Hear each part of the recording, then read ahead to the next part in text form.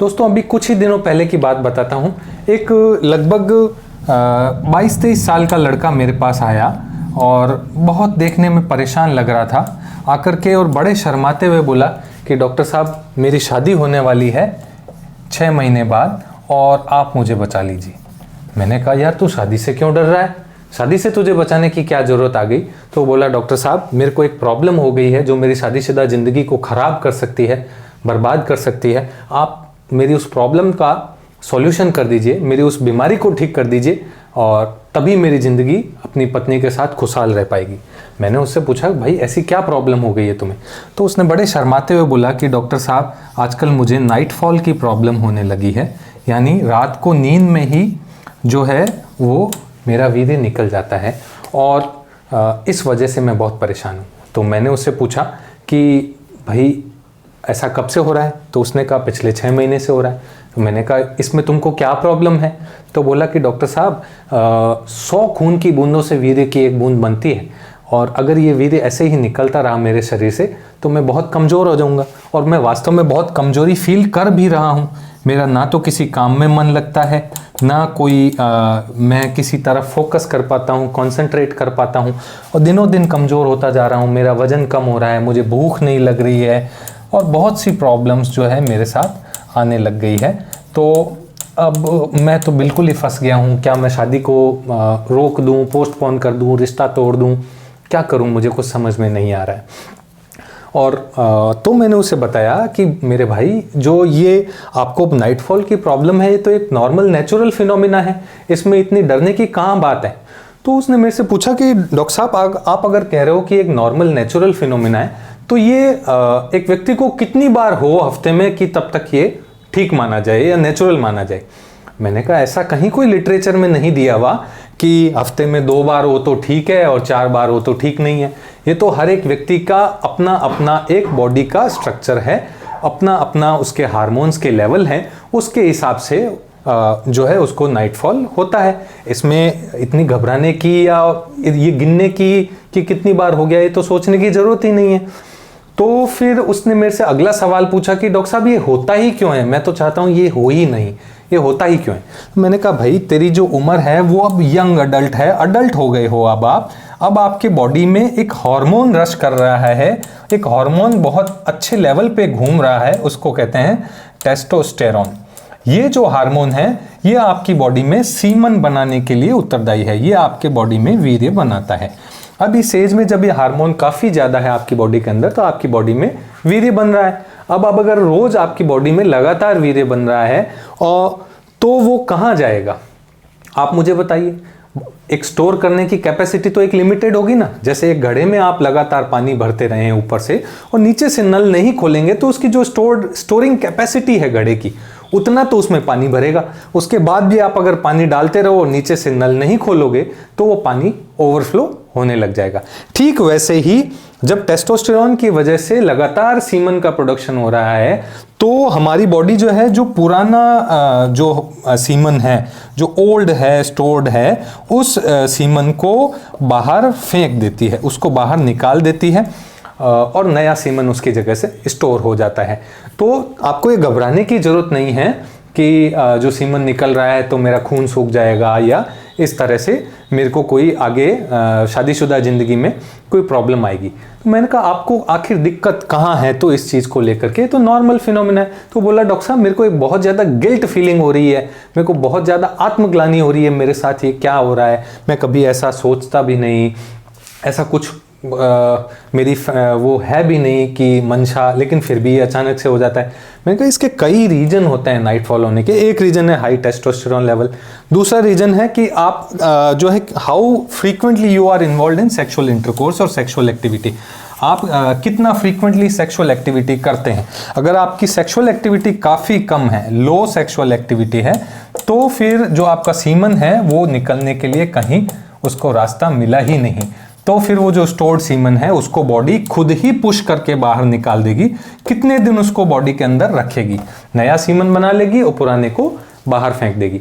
एक और जो है वो हमारी सेक्सुअल फैंटेसीज कैसी हैं, हम कितना दिन भर में सेक्स के बारे में सोचते हैं, हमारी क्या फैंटेसीज हैं, उसके अकॉर्डिंग हमारे को नींद में सपने भी आते हैं।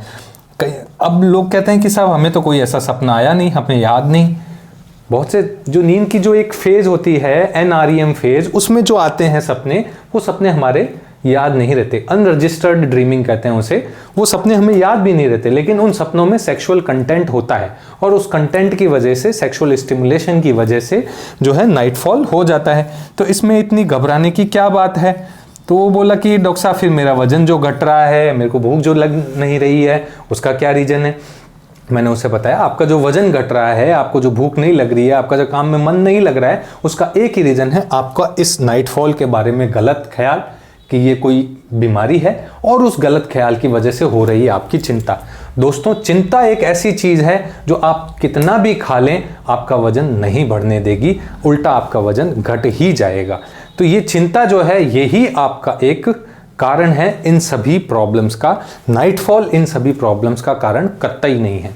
इस तरह से मैंने उसे रीअश्योर किया, लेकिन फिर भी वो कहने लगा कि नहीं डॉक्टर साहब, मेरे को ऐसे संतुष्टि नहीं मिल रही है, आप तो मेरी जांच करवा के एक बार देख लीजिए कि कहीं कोई मेरे शरीर में कमी तो नहीं है, कोई मेरी शादीशुदा लाइफ में कोई दिक्कत तो नहीं आएगी, इसलिए आप मेरे को टेस्टिंग करवा के दिखा दीजिए, मैं अगर रिपोर्ट्स नॉर्मल आई तो मैं फिर भी समझ जाऊंगा।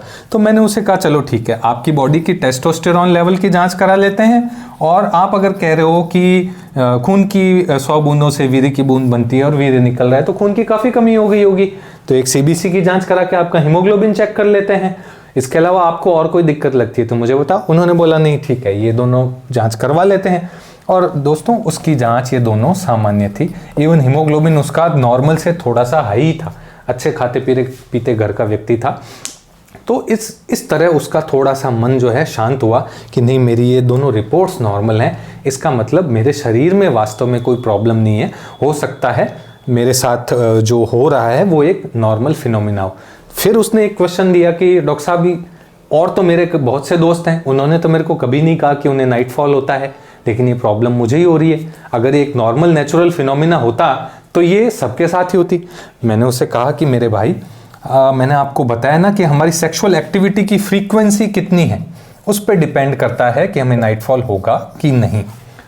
तो जो आपके दोस्तों को अगर कोई कह रहा है कि नाइटफॉल नहीं होता, तो हो सकता है वो रेगुलर सेक्सुअल एक्टिविटी में इन्वॉल्व हो, चाहे वो अपने हस्बैंड वाइफ इन्वॉल्व हो, चाहे वो मैस्टरबेशन के रूप में इन्वॉल्व हो, तो उस वजह से उनका सीमन निकल जाता है, इस वजह से उन्हें नाइटफॉल की नौबत नहीं आती है। आपकी भी जब शादी हो जाएगी, आप भी जब रेगुलरली सेक्सुअल एक्टिविटी में इन्वॉल्व हो जाओगे, तो आपकी भी ये नाइटफॉल की प्रॉब्लम सॉल्व हो जाएगी।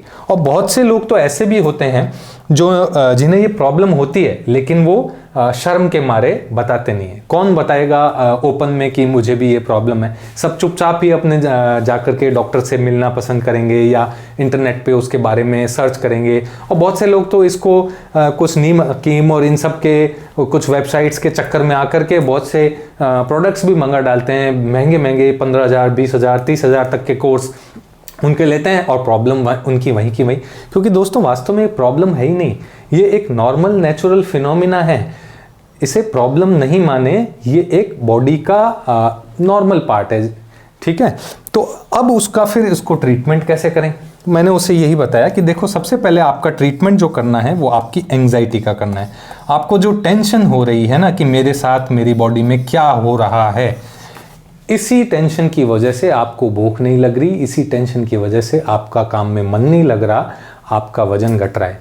तो जो साइकियाट्रिस्ट होगा जिससे आप मिलें इस प्रॉब्लम के लिए, वो आपकी इस टेंशन को, इस एंग्जाइटी को कम करने की दवा देगा, आपको रीअश्योरेंस काउंसलिंग देगा, ताकि जो बॉडी में एक एंग्जाइटी का लेवल कम हो जाए। और उसके बाद जब एंग्जाइटी कम होगी तो व्यक्ति को धीरे धीरे वापस भूख लगने लग जाएगी। कुछ समय के लिए डॉक्टर आपको ताकत की दवा भी दे देता है, तो आपको थोड़ी सी एनर्जी भी फील होने लग जाती है, और फिर वो आपको यही सलाह देता है कि आप रेगुलर सेक्सुअल एक्टिविटी में इन्वॉल्व हो जाएंगे जब भी, तभी आपकी ये प्रॉब्लम छू मंतर हो जाएगी, ये आपकी दिक्कत रहेगी ही नहीं। इस तरह रीअश्योरेंस के बाद वो लड़का थोड़ा शांत हुआ, उसके दिल को थोड़ी तसल्ली हुई कि वास्तव में मेरे को कोई प्रॉब्लम नहीं है और मेरी शादीशुदा ज़िंदगी बहुत अच्छी रहेगी। आशा करता हूँ मेरे द्वारा दी गई जानकारी आपको अच्छी लगी होगी। नमस्कार, मैं हूँ डॉक्टर अनंत राठी, बीकानेर, राजस्थान से, साइकियाट्रिस्ट एवं नशा मुक्ति विशेषज्ञ।